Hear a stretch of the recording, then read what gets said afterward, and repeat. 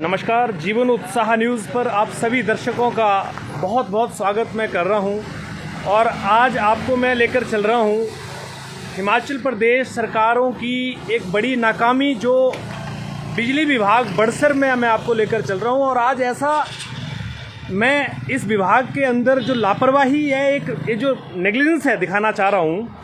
आपको पूरे ऑफिस की आज मैं व्यवस्था दिखाऊंगा। मैं पहले आपको यहाँ पर दिखाता हूँ, ये हमारे जो सब एम्प्लॉइज़ बैठे हुए हैं। सबसे पहले तो आप सबको दीपावली की बहुत बहुत बधाई। यहाँ पर मैं दो तीन चीज़ें बड़ी गौर करने वाली हैं जो हमारी सरकारों को, हमारे अधिकारियों को गौर करनी हैं। ये पब्लिक यहाँ पर आई हुई है, देखिए यहाँ पर ये लोग अपने कार्य के लिए आते हैं।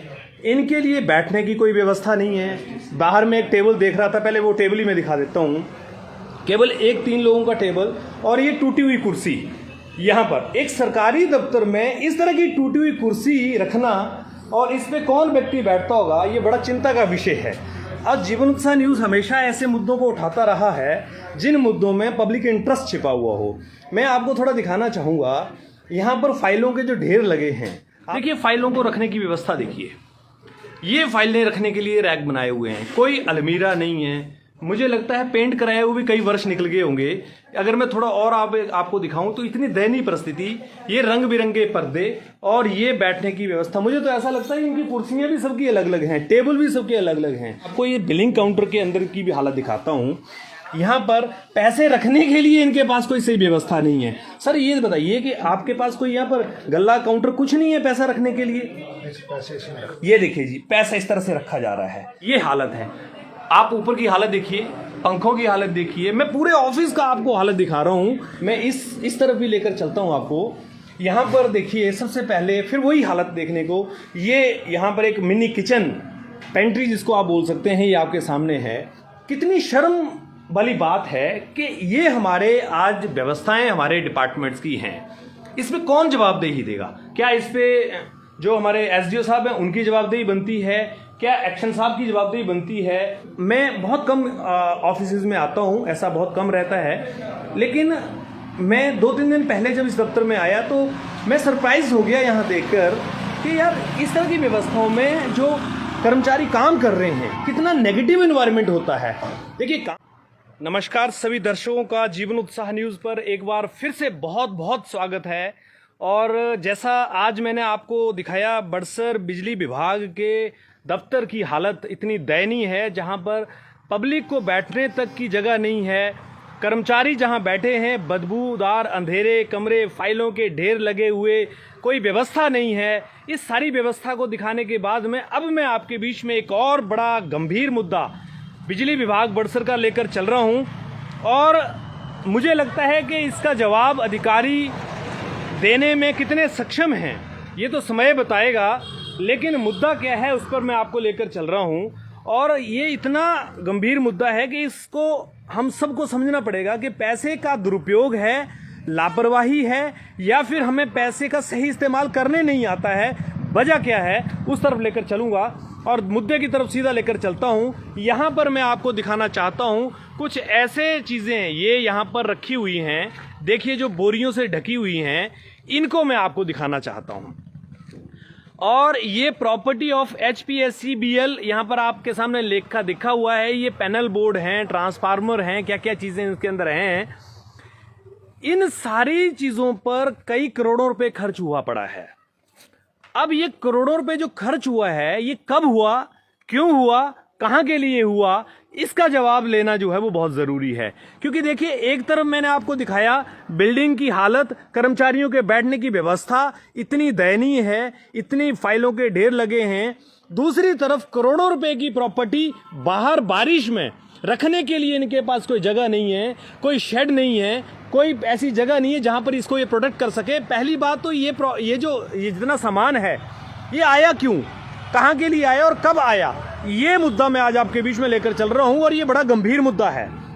मेरी जानकारी में जहां तक मुझे ये लगा है कि लगभग 2-3 वर्ष हो गए इस सारे सामान को आए हुए, लेकिन 2-3 वर्षों से अभी तक इसका इस्तेमाल नहीं हो पाया। क्यों नहीं हो पाया, कहाँ के लिए आए थे, और ये जो अगर ज़रूरत थी नहीं तो मंगवाए क्यों, और अगर ज़रूरत थी तो यहाँ रखे क्यों, ये प्रश्न मैं आपके बीच में लेकर चल रहा हूँ।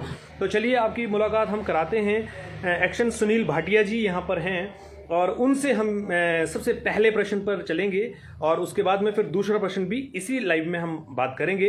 तो चलिए जी बात कराते हैं हमारे बीच में एक्शन साहब सुनील भाटिया जी। सर नमस्कार, बहुत बहुत स्वागत आपका जीवन उत्साह न्यूज़ पर। प्रश्न मैं आपके सामने फिर दोहरा देता हूं, हमारी पब्लिक जो हमारे साथ जुड़ी हुई है या जो लोग बाद में इसको लाइव स्ट्रीम को देखेंगे, पिछले 2 लाइव हमने आज किए हैं बिजली विभाग बड़सर के, इन दोनों मुद्दों पर हम आपसे बात करेंगे। और पब्लिक ये जानना चाहती है, जिसमें पहला मुद्दा ये है कि जैसे कि आज मैंने आपके ऑफिस में जो कर्मचारी बैठते हैं उन कमरों को, उन अलमारियों को, उन टूटी कुर्सियों को, उन फाइलों को रखने के तरीके को देकर आज हमने जो बात की है, सबसे पहला प्रश्न ये आता है कि ऐसी दयनीय व्यवस्था आखिर सरकारी दफ्तरों में क्यों है, इसका जिम्मेदार कौन है? हाँ जी, नमस्कार महेश जी। आपने 2 क्वेश्चन उठाए हैं हमारे इलेक्ट्रिसिटी बड़सर डिवीजन की ओर से। पहला क्वेश्चन आपका ये है कि ये जो हमारे इक्विपमेंट पड़े हुए हैं, ये क्यों पड़े हुए हैं लास्ट इतने टाइम से।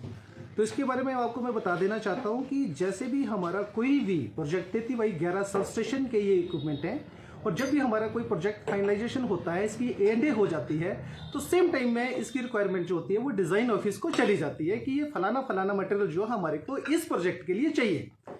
तो इसकी वजह लेट होने की ये रही कि जैसे कि हमारा ये 3 प्रोजेक्ट का मटेरियल है। पहला हमारा जो 33/11 का सब स्टेशन है वो उखली में लगना है, दूसरा हमारा सलोनी में लगना है, और तीसरा जो है वो दांदड़ू में लगना है।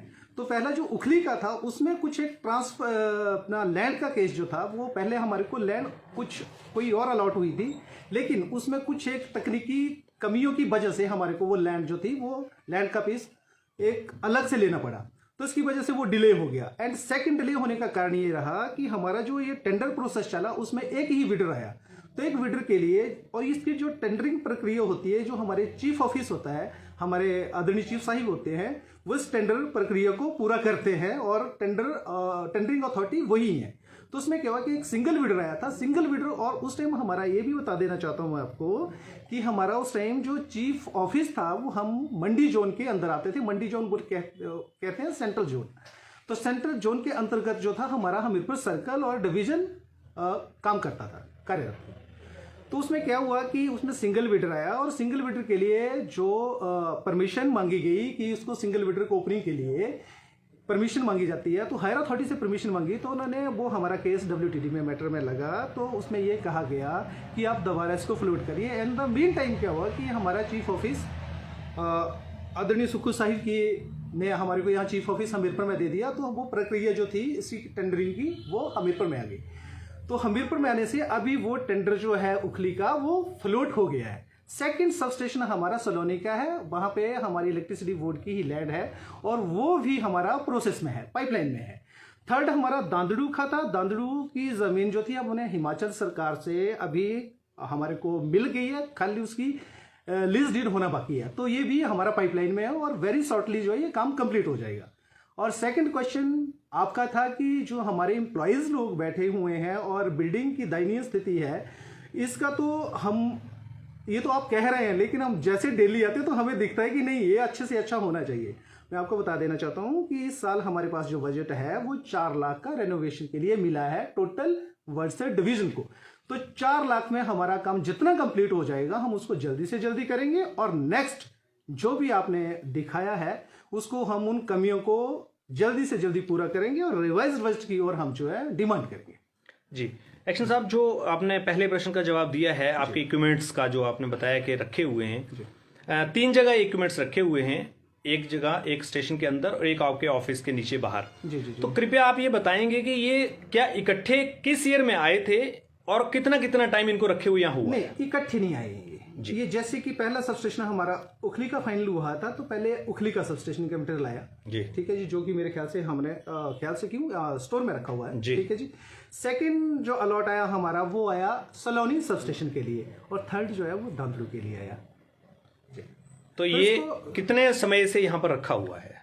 टाइम तो इसको देखो जी, उखली के मटेरियल के लिए नियर बाई 3.25 साल हो गए जी, 3 साल के करीब हो गए। और इस तरह सलोनी और दांदड़ू वाले? सलोनी और दांदड़ू के लिए अभी नियर बाई 1 ईयर हुआ।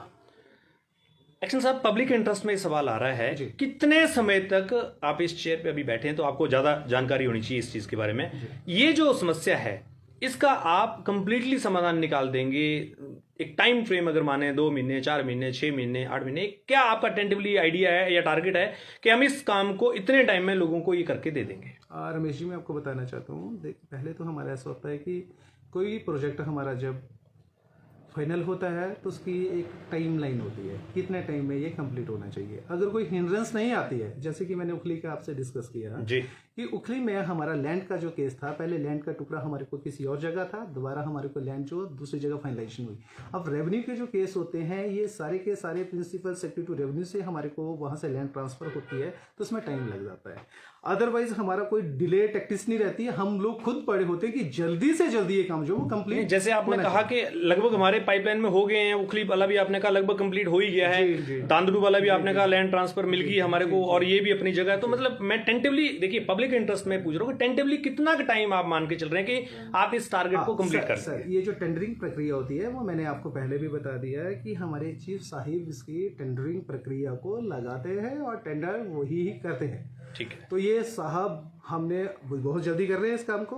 अभी हमारा नया जोन खुला है हमीर पर, तो उसमें कुछ एक सैप से रिलेटेड कुछ एक रहता है कि बजट जो था पहले मंडी में था, ये बजट मंडी में ये सैंक्शन हुआ था, मंडी को ये अलॉट हुआ था, उसके बाद ये हमीरपुर में आया, तो ये थोड़ा सा टाइम रहता है कि उसमें सारे के सारे को प्रोसेस को। मुझे लगता है पब्लिक इसके बारे में काफी अच्छे से समझ गई होगी कि कितने टाइम में अभी ये काम आगे हो जाएंगे, और इनके संज्ञान में क्योंकि आया है तो हो सकता है अभी जल्दी भी हो, बहुत जल्दी। दूसरा जो क्वेश्चन मेरा एम्प्लॉइज को था, आपने कहा उसमें 4 लाख रुपए का फंड आपके पास आया है, तो क्या 4 लाख के लिए नहीं आया? एम्प्लॉइज के लिए नहीं आया, नहीं, जो बिल्डिंग रेनोवेशन के लिए, जो उनकी चेयर्स हैं, उनका फर्नीचर है, उनका पेंट होना है। चेयर का एक अलग सा सिस्टम होता है सर, मैं आपको बता देना चाहता हूँ कि अगर हमारा कोई भी चेयर अगर डिसमेंटल हो गया है तो उसकी वैल्यू ऑप्शन होती है। मुझे तो सर यहाँ तक पता लगा है, मेरे विश्वसनीय सूत्रों ने ये बात मेरे बताई है, मैं पब्लिकली हालांकि इस बात को नहीं बोलना चाहता हूँ, लेकिन मुझे बोलना पड़ रही है बात, कि कई बार तो यहाँ एम्प्लॉइज ने अपने बैठने के लिए खुद कुर्सियां खरीदी हैं।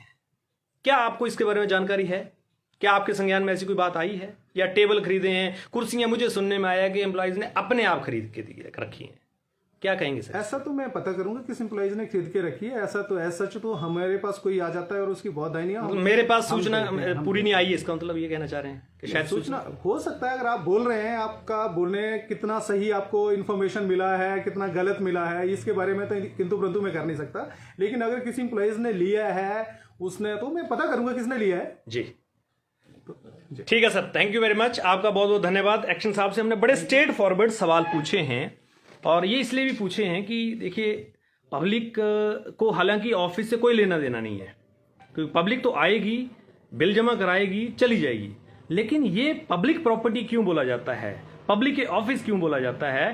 क्योंकि पब्लिक का इसके अंदर इंटरेस्ट है, पब्लिक का पैसा होता है, पब्लिक इसके लिए पैसा देती है, और उसके दफ्तर में पब्लिक अपने दफ्तर में जाकर अगर खुद को ऐसा फील करे कि उसको टूटी हुई कुर्सी बैठने के लिए मिल रही है, तो पब्लिक को कितना बड़ा एक धोखा कहीं ना कहीं मिल रहा है। ये पब्लिक इंटरेस्ट में मैंने बात बोली है, तो आप लोग इसमें बने, इस लाइव स्ट्रीम को जरूर शेयर कीजिएगा। एक्शन साहब ने अपनी बात रखी है, आप इससे कितने सहमत हैं या नहीं है ये आप कमेंट करिए, लेकिन मुझे जहां तक लगता है कि डिपार्टमेंट ने अपनी तरफ से पूरी कोशिश की है कि इन मुद्दों को किसी न किसी तरीके से हल करें।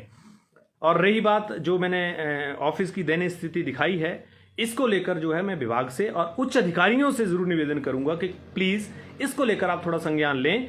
पब्लिक को और एम्प्लॉइज को हम जितना अच्छे एनवायरनमेंट में रखेंगे, उतना ही पॉजिटिव एनवायरनमेंट के साथ वो काम भी करेंगे, और कहीं ना कहीं हमारे डिपार्टमेंट की इज्जत भी बढ़ेगी। जी सर, कुछ कहना चाह रहे हैं आप सर? कुछ मैं ये कहना चाहता हूँ, जैसे कि आपने बोला है कि एम्प्लॉइज की ओर से बोला, तो सर एम्प्लॉइज तो मेरा सबसे पहला परिवार तो यही है। अगर इनके बारे में नहीं सोचेंगे हम लोग तो कौन सोचेगा? So nice office. हम भी ये चाहते हैं कि जैसे मेरा एम्प्लॉइज कोई बैठा है, अगर वो कैसी चेयर पे बैठा है, मैं भी चाहता हूँ वैसे ही बैठूँ। अगर मेरी अच्छी है तो उनकी भी अच्छी होनी चाहिए। कोई बात नहीं, इसको रेक्टिफाइड करेंगे और जल्दी से जल्दी करेंगे। एक और चीज़ आपको मैं बताना चाहता हूँ कि हमारा काम अब माननीय मुख्यमंत्री साहब ने हमारे को हमीरपुर में जोन दे दिया है। जो हमारे को मंडी जाना पड़ता था, अब हमारे वो काम जो है वो हमीरपुर में हो जाएंगे, और ये जल्दी से जल्दी होंगे। Thank you very much sir. मुख्यमंत्री साहब सुखविंदर सिंह सुक्खू जी, आपसे मेरा निवेदन है कि अब तो हमीरपुर आपका अपना घर भी है, और हम आपसे ये उम्मीद करते हैं कि आप व्यवस्था परिवर्तन को लेकर जो काम कर रहे हैं, दफ्तरों की दयनीय स्थिति को भी बदलने में व्यवस्था परिवर्तन करें, और सिर्फ बिजली विभाग की बात नहीं कर रहा हूँ, बाकी विभागों में भी दफ्तरों का अगर इस तरह का कहीं हालत है तो आप उनके ऊपर संज्ञान लें और बदलाव करने के लिए काम करें। पब्लिक आपका हमेशा ऋणी रहेगी और आपको एक अच्छे शासक के रूप में गिनेगी। बहुत बहुत धन्यवाद सभी दर्शकों का। बने रहिए इस तरह हमारे साथ में।